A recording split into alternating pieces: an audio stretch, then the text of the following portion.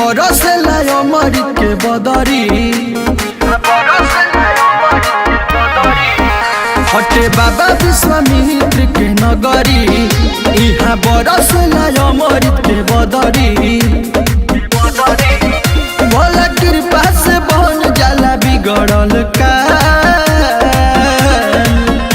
कि दिल बगसर में जनमवा दिल बगसर में जनमवा जहाँ बर में सवर बाबा के धाम दिल बगसर में जनमवा जहाँ नाथ बाबा के धाम दिल बगसर में जनमवा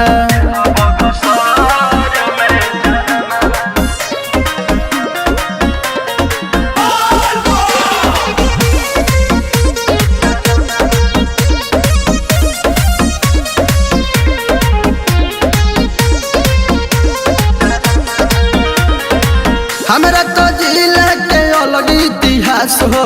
बाबा बरहपुर में लैले देवास हो हमरा तो जिला के अलग इतिहास हो बाबा बरहपुर में लैले देवास हो पूरा सावन भर रहेला यही जहाजा कि दिल बगसर में जनमवा दिल बगसर में जनमवा जहाँ बर में सवर बाबा के धाम दिल बगसर में जनमवा जहाँ नाथ बाबा के धाम दिल बगसर में जनमवा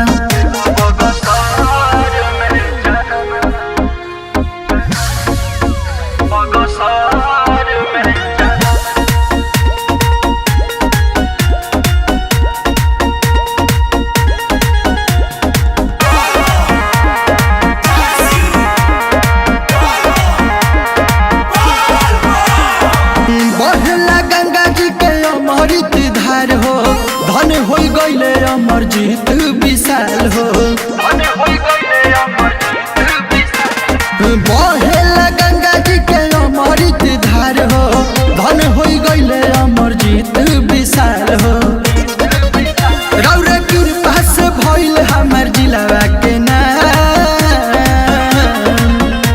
कि दिल बगसर में जनमवा दिल बगसर में जनमवा